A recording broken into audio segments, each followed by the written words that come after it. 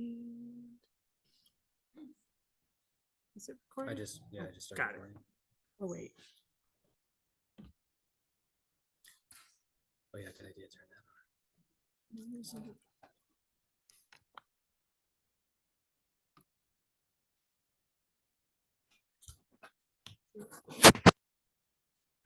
Huh.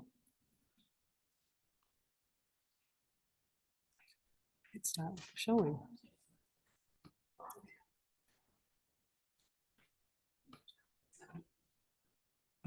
So, No. Shoot, I don't know why it's not showing. Let me go check from the other one. I'll be back, but you want me to start?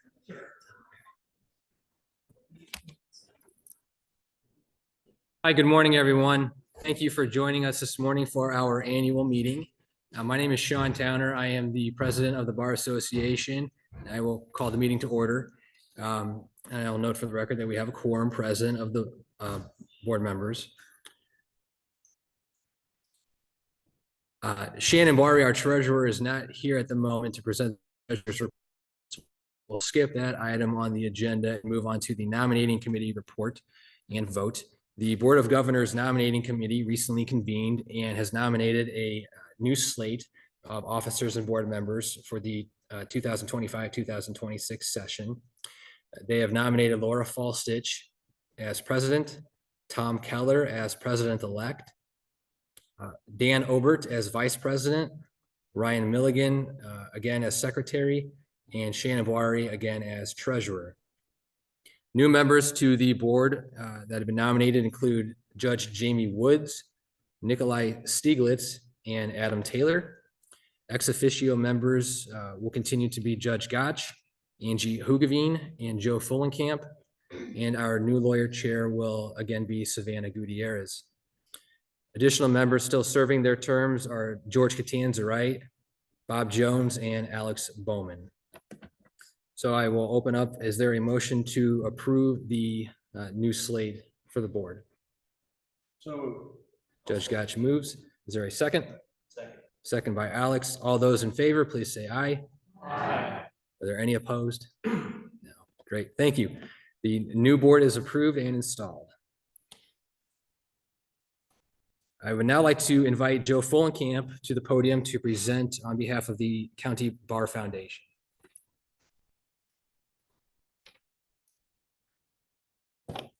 Good morning. I'm giving the St. Joseph County Bar Foundation report because our president, Clint Salas, actually has to work today. So for those of you who don't know what the Bar Foundation is, that's kind of our effort this year. We want to get out what we do to all of you in a much better way. We consider ourselves the philanthropic arm of the Bar Association. We're the 501c3. We have funds to help you as lawyers, funds to help you promote your programs that you want to do. We're a volunteer board. We have no staff, except Amy helps us a lot. So we really look to you to come to us with ideas, and we will provide funding for you. We've done this in the past. We were behind the mock trial, which I'm going to talk about in a second. We've helped Judge Manier with her study program and book club. We worked with Jay Lewis several years ago on a fair housing program that he presented at Notre Dame.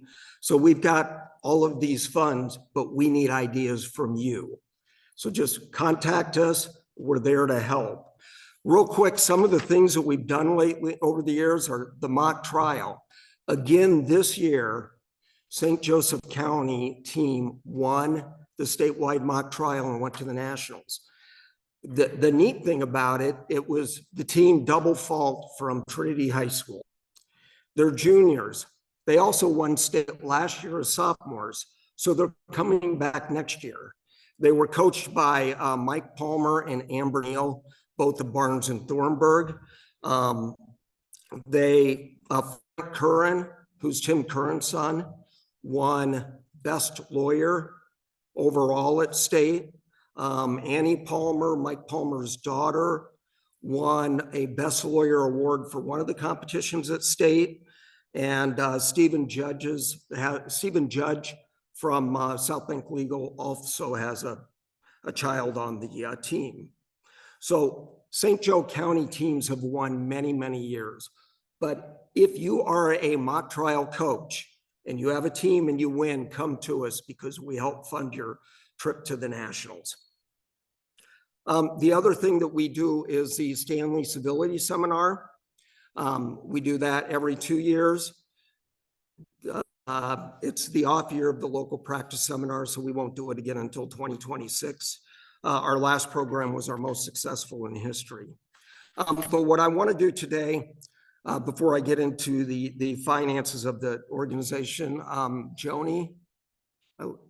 Joni Guider from Stuart Richardson. I'd like her to come up on behalf of Stuart Richardson. So the Bar Foundation, we want to thank Stuart Richardson for the financial support that they provided over the last 4 or 5 years. Several years ago, Tammy Vanderwart contacted me to say, you know, we always give these pumpkin rolls to all the law firms that use us around Thanksgiving. We'd like to do something else instead. We'd like to give money to something in the Bar Association to help the lawyers in town. Can we give it to your group? So we said, sure. Now, and Tammy came to us every year. Now, of course, Tammy and Melody both have gone to federal court to Judge Briscoe and Judge Lichty, and we didn't have direct contact. So we kind of thought that award would go away. Well, Joni contacted me in September of this year and said, where do I send the check? And they gave us more money this year than they have in the past. So we want, as on behalf of the Bar Foundation, we want to recognize Stuart Richardson with a small token plaque for their support over the years. And we want you guys all to understand what they do for us as a Bar Foundation in our community. Thank you, Joni.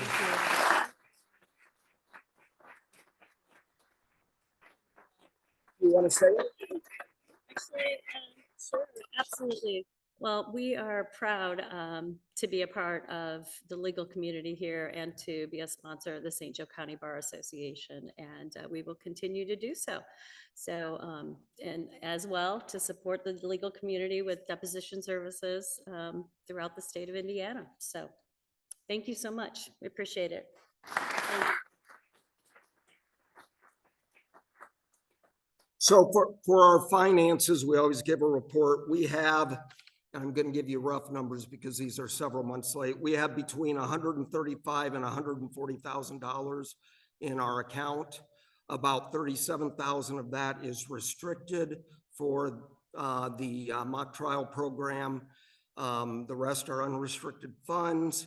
Our goal is to increase our numbers, maybe $100,000 more, so we can get to the point where we are funding any of our activities from interest and annual donations so that we understand how much we have to give away every year. Now, before I go the next step, I want to put in a plug for our former board member of the Bar Foundation, Tim Abeska.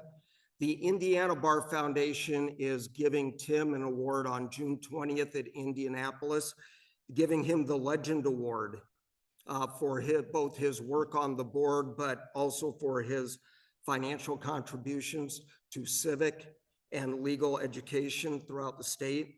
There's a lunch.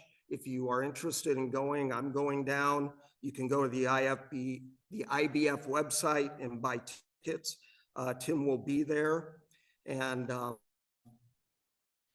so I'm putting in my plug now. If anybody wants to donate to us, you can do that with your annual payment of your fees to the Bar Association, or you can send it to me and I'll get it to the Bar Foundation. So thank you very much.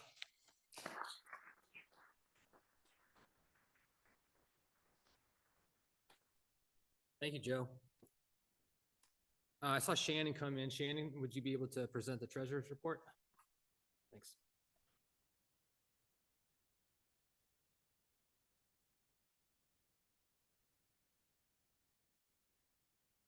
Apologize for being tardy. I'm preaching to the choir. I'm sure attorneys get phone calls all the time. They go over. Good year for us. Let's continue to pay our dues. We did switch banks. We're no longer with Flagstar. There's a great guy with the last name of Fullenkamp over at First Source that kind of twisted arms to get us to transfer funds to First Source. So we now bank with First Source. Local practice seminars coming up this year. That's a big deal for us. Let's sign up. Let's make sure we participate. We're still in the green, not in the red yet. Thank you.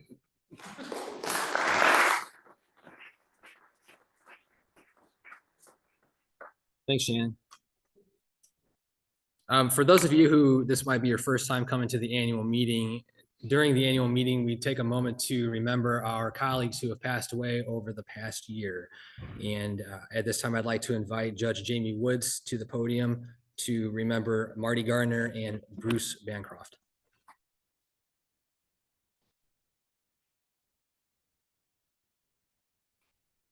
Thank you, President Towner. On behalf of the Board of Governors of the St. Joseph County Bar Association and the entire membership of our association, I'd like to recognize the family members of our two departed members and friends, Bruce Bancroft and Martin Gardner, that are with us today. With us in person is Liz Bancroft, Bruce's daughter. She's going to make some remarks regarding her father here momentarily. Joining us on Zoom is Jill Shrink, Liz's wife, Cindy Higgins, Bruce's daughter, and Julia Maxim, Bruce's granddaughter. Also attending via Zoom are Justin and Haley Gardner, Marty Gardner's children.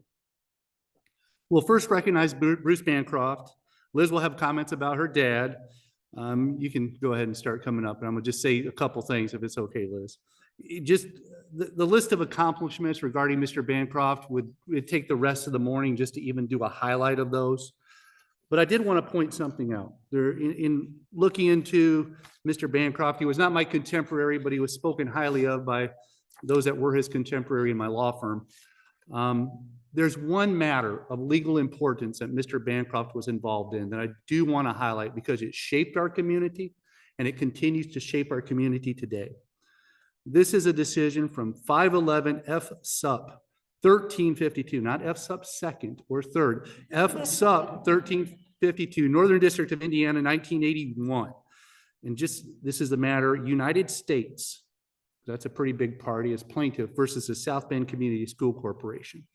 And I think any of us with any history here know that that was it was a time where there was a lot of change here in St. Joseph County, Indiana, especially in South Bend, dealing with the consent decree. And the list of players here, when I printed this case off, I just had to mention the United States attorney at the time was David T. Reedy, Magistrate Reedy, who was as fine of an attorney and gentleman and judge as you could ever have. Bruce Bancroft was the attorney for the school corporation and also the school board and the superintendent. The list of school board members is just telling as well. You'll recognize some of these names: Robert Sweeney, Marilyn Calameros, Eileen Bender, Hollis Hughes, Anthony Luber, and William L. Wilson. Not the Magistrate Wilson, but Magistrate Wilson's father. I won't go into the fact pattern of the case. It's nuanced, but just to think about Mr. Bancroft's involvement in that matter 40 plus years ago that still shapes our community today.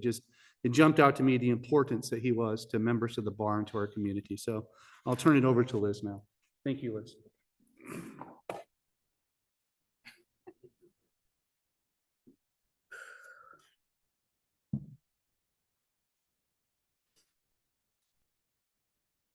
Good morning.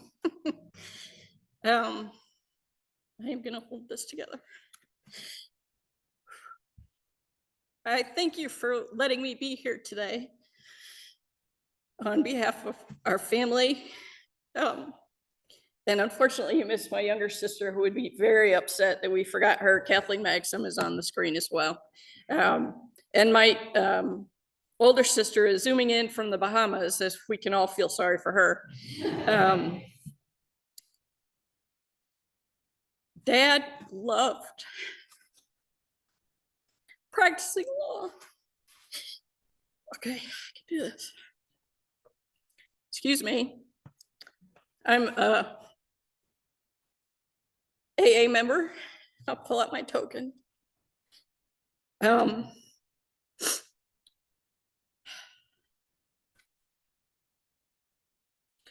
Dad loved practicing law, and I loved practicing law here. I was here for about 5 years. I was a baby lawyer, cut my teeth here in Fayette County. One of my first and most important trials was in front of Judge Manier, who was very kind to me, but also taught me how to practice as a lawyer. I worked for Mike Barnes for many years, and I would still be working here if he were still here. I loved being a prosecutor here. I loved practicing at South Bend.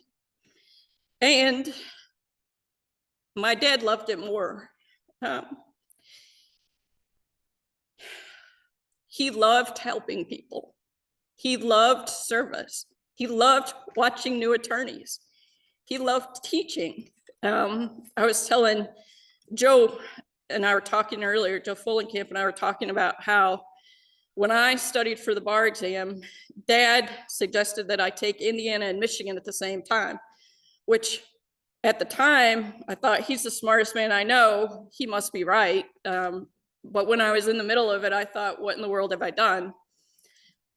But I was studying with a woman who is as smart as my dad, and she was teaching me throughout the bar exam, you know, prior to us studying, and she had the answers to all the questions, every single one of them. I didn't understand the estate question.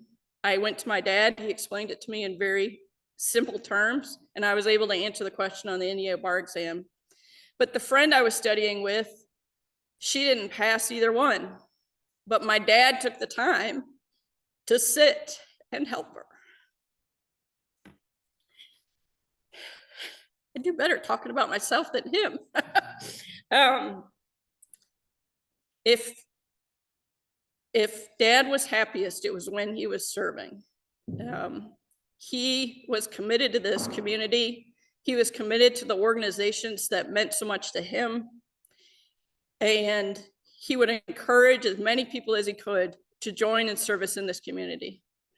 He loved seeing people grow and change and develop into the people that he saw in them. He helped the three of us do that. We were brought up in a time when it wasn't cool to be a girl dad, but he was the best girl dad. You know, he would get a t-shirt now for being a good girl dad, but he taught us things that everybody should know. He taught us how to change a tire. He taught us how to fish. He taught us how to garden. He taught us everything that any son would learn. And we learned it and we developed in that way. One of the things that has been the hardest in the last couple of years is to see his decline, but it's also been a blessing because we've gotten to be with them. Mom has Alzheimer's as well. Dad had a terrible type of dementia called Lewy body dementia. If you don't know of it, I hope you never do. But with the help of Greta Romer Lewis, and if you don't know Greta, take the time to do so. We were able to get them moved from here down to Kentucky with us. And we got to be of service to them. And it was funny when you would go visit Dad, you could always see that glimmer in his eyes that he always had, that glimmer of orneriness that he passed on to us, that glimmer of you knew he had a joke that he wanted to tell. And I would walk into his room and I called him Dimwit. And I'd say, hey, Dimwit. And he'd say, hey, Elizabeth. He's the only one that calls me Elizabeth besides my wife when I'm in trouble. But if he were here today, he would tell you to enjoy your family as he did. He would tell you to serve your community in every way you can. And he would tell you to make the most of the time that you have. At his funeral, people asked me if I had somebody to talk about his law career. And we didn't, because that was not the most important thing to us. You know, we didn't talk about his billable hours. We didn't talk about his decades at Barnes and Thornburg or his dedication to the firm. We didn't talk about that he was one of the first people at the office, 5:30 every morning on the dot, he'd be in the office. We talked about who he was to the people around him. When I decided to go to law school, I did it because I liked to see the respect that people had for my dad. I thought it was because he was a lawyer. Turns out I was completely wrong. It had nothing to do with that. It had everything to do with the kind of man he was. And how he treated people. And that's what I encourage you to do. We spent, as a family, a lot of time in their home in the Bahamas. He taught us all how to fish. He taught us how to take care of things. And he was happy there with all of us in the house. We'd go out fishing and there'd be 11 of us on the boat, which was a lot. And it would be chaos. We'd all end up with our lines tangled with each other. We'd get the anchor stuck. We'd run out of bait. We'd run out of sinkers. Things would just be chaos. And he'd be in the back of the boat just enjoying it, cutting up bait for us, making sure we were catching fish, putting them in the cooler for us. And every now and then he'd get to fish.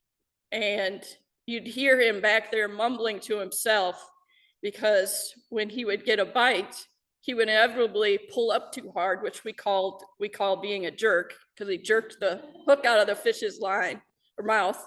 And you'd hear him back there saying, "Oh, Bruce." That's now the name of our boat down in the Bahamas, the old Bruce. Anytime he'd hit a bad golf shot or do something he wasn't perfect to him, he'd say, "Oh, Bruce." In our house in the Bahamas, there is a painting of a man who appears to be Indian, who is carrying a bunch of brush that it looks like it should go on a house. And you can see him kind of bending over. And I was down there recently and read what was under it. And I never had, I mean, it's been there for years and I never really read it because I get distracted by the fish pictures. And on it, the plaque says that I slept and dreamt that life was joy.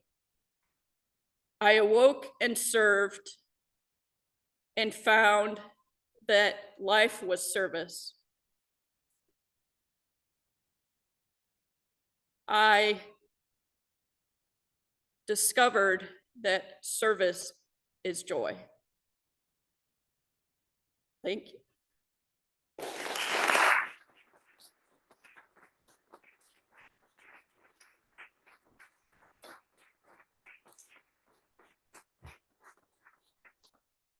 Liz, thank you so much for those very sweet comments about your dad and sharing them with our association. After the meeting, we will present you with a plaque, a memorial here that has been signed by members of the Bar Association as well as the judiciary here in St. Joseph County. We'll next recognize Mr. Martin Gardner. Unlike Mr. Bancroft, Mr. Gardner was a contemporary of mine, so I'll present some remarks regarding Mr. Gardner. I won't tell stories about him being just a great adversary and a professional gentleman. I'll tell stories about two things. First, Mr. Gardner had children in the Penn Harris Madison schools, and I was on the school board for a few years, and he would call me occasionally to inquire about PHM matters. And he was always so respectful. He always thanked me for my service. He'd have input, he'd have questions, but I never thought he had an agenda, was trying to needle me. He was always the most professional. His interest in PHM matters were such that one year, on the eve of of the day you had to register as a candidate for the school board, the deadline was 12 o'clock. It's a weird deadline when you have to register as a candidate here in Indiana. It's noon. It's not the end of the day. It was like 1:30 in the afternoon. And Mr. Gardner, Marty called me and said, "Hey, I want to run for school board. Will you sign my list? So you'll be one of the people that signs and authorizes me to run. You need 10 signatures." And I said, "I'd love to sign it." I go, "But you're too late. You're an hour and a half too late." And he just chuckled about it. He was like, "Aw, shucks." He wasn't upset about it.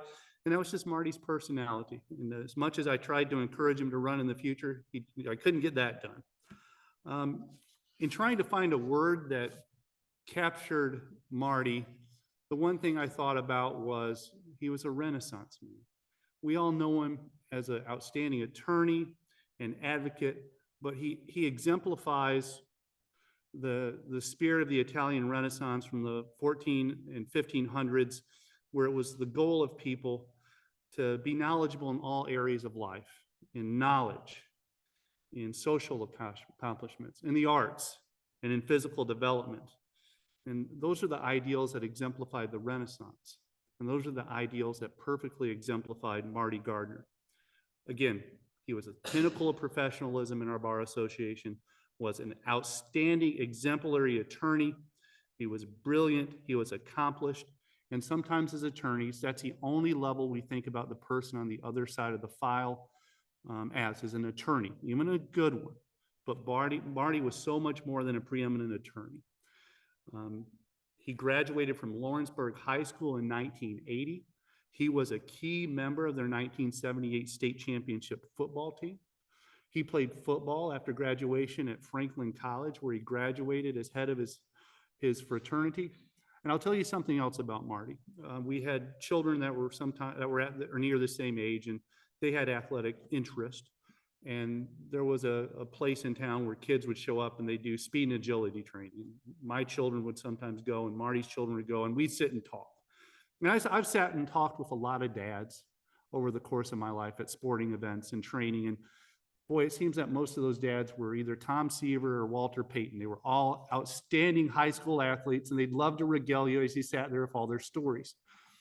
But as many times as I sat with Marty and interacted with him, he never shared with me that he was a stud football player in high school. He never shared with me that he was a stud football player in college.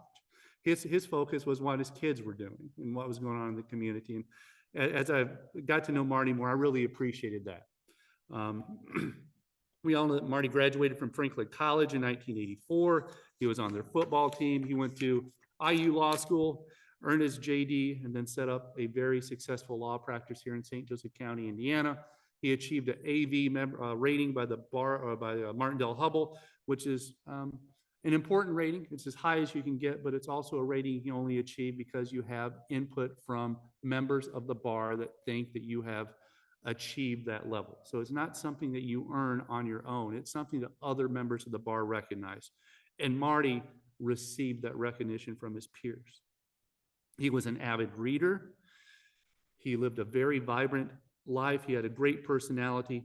I didn't know that he was a member of the Indiana Falconers Association, and he had a beloved red-tailed hawk named Andromeda.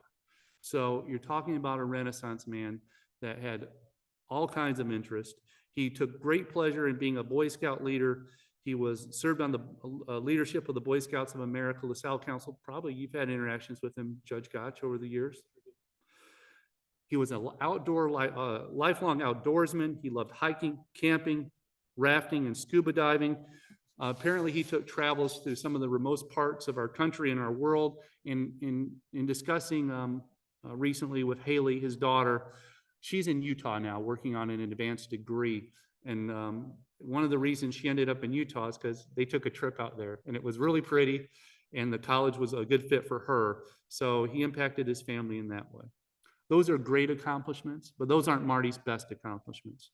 Those were his family, his love for his children, Justin and Haley, his cherished granddaughter, Chloe. Those were his main interests. Those were his primary interests. And you look at their lives and the success of his children, we see that that love paid off and will pay off for generations to come in the Gardner family. Justin and Haley, we extend our sympathies to you.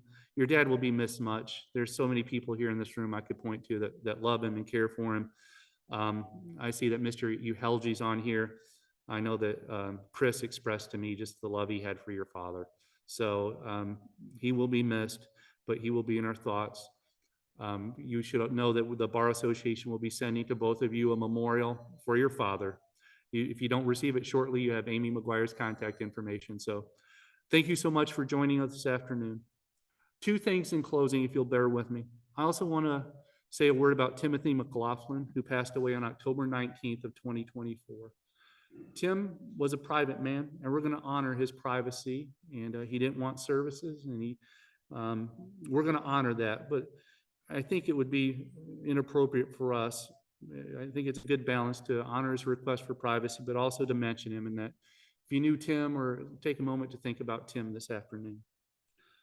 Secondly, just in today's world of litigation via internet, and I stole that from James Groves, who said that in a court meeting many years ago. So we have litigation via internet now, and it always stuck with me.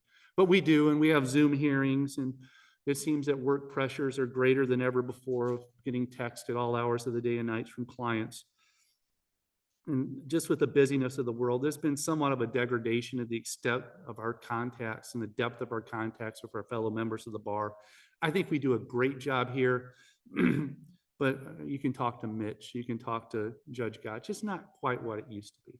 And I think it's to the detriment of our practice, but I also think it's to the detriment of our humanity. So I'm going to share just some words from C.S. Lewis, the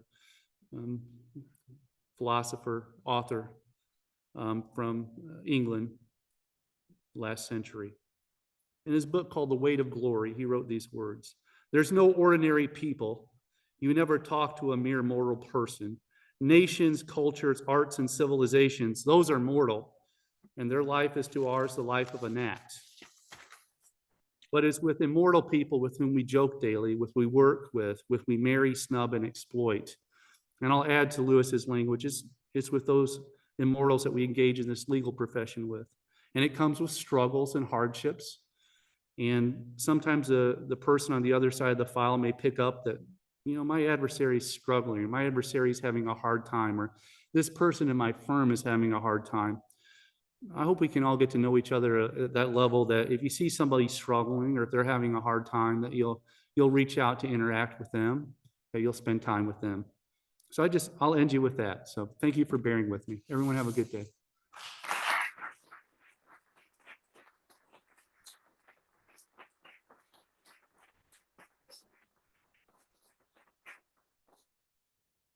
Thank you, Judge Woods, and thank you to the family members who are here with us today. At this point, I would like to acknowledge a few board members who are rolling off the board. Kylie Connell, Aaron Linder Honig. Aaron has been a liaison for the Bar Foundation and a multiple term member. And also Danny Weiss, who has been a new lawyer chair, past president, has been on the bar for, it seems like, at least a decade or maybe even longer. We thank you all for your time and commitment to the bar. I would now like to introduce to you your new president and my colleague, Laura Falstich. Laura joined my firm in 2023, and she has been an excellent addition to us. She handles estate matters and is a very well-rounded and great attorney. But more importantly, she's an even better person and a friend. She is heavily involved in our community. She serves on the Penn Harris Madison School Corporation's Foundation, the Michiana Estate Planning Council, the Board of Directors for St. Margaret's House, for which she's having a retreat today.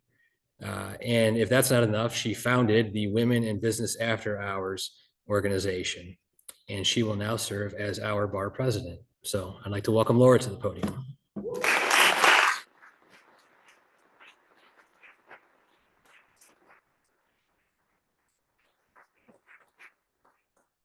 Hi, everybody. I am deeply honored and humbled to stand before you today as the incoming president. I want to thank each and every one of you for the trust that you've placed in me. This association is one of the cornerstones of our legal community. I take the responsibility seriously as a leader of the values and the mission that have guided this organization for generations. I also want to start by a heartfelt thank you to our outgoing president, Sean Towner. Your leadership this past year has been nothing short of impressive. Let's be honest, you make it look a little bit easier than I'm sure that it will be. Your work and your ability to remain calm under pressure, also to herd lawyers into the right direction and keep us on a timely manner, deserves a medal in its own. But you've made a lasting impact on us all, so I appreciate that, and we owe you our gratitude. As I step into this role, I do so with a deep respect for our profession. This coming year, I believe that we can grow together in a few areas. One would be engagement, kind of listening to what the remarks about Mr. Bancroft and the remarks that Judge Woods made. I believe that that's all coming together in what my thoughts were as well. So I feel good about all of that. But regarding engagement, we are a stronger association when our members are involved.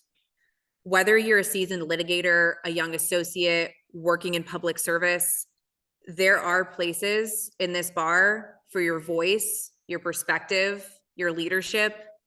And I want us to create meaningful opportunities for involvement that reflect the collective commitment to the public good. Second is focusing on mentorships and the pipeline development. Libby had that as a guiding light in her presidency. Sean has continued that. But we have a responsibility to invest in the future of our profession. We can create strong pathways for law students, for young lawyers to succeed by fostering a culture that supports and collaborates. We can develop the talent. We can retain it in our community. And we can ensure that the next generation of lawyers is well prepared to lead. Third, focusing on wellness. We cannot serve others if we are not well ourselves. The pressure of the legal practice is immense. I know I'm preaching to the choir on that. We all know it. But we need to support each other, not just as colleagues, but as human beings.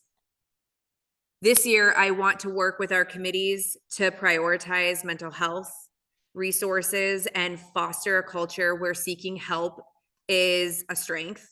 It's not a weakness. And above all, I want to lead with transparency and humility and a collaborative spirit.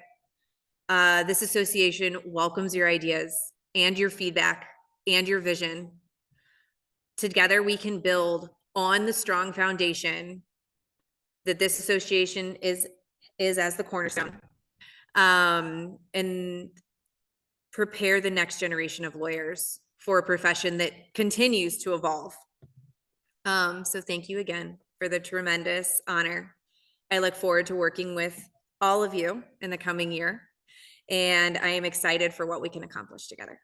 So thank you.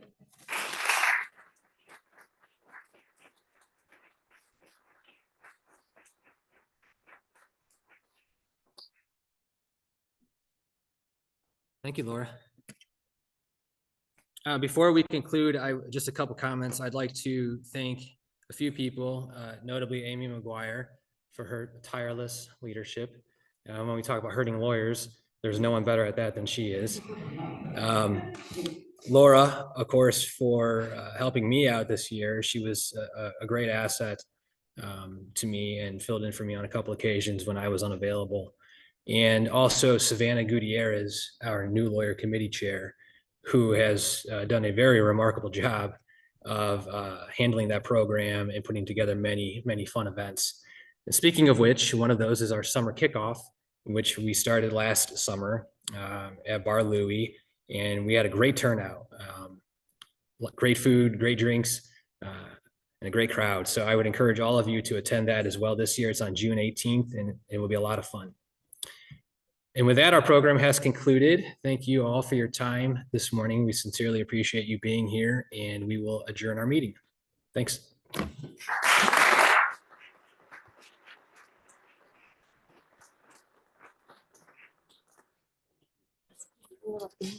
Yeah.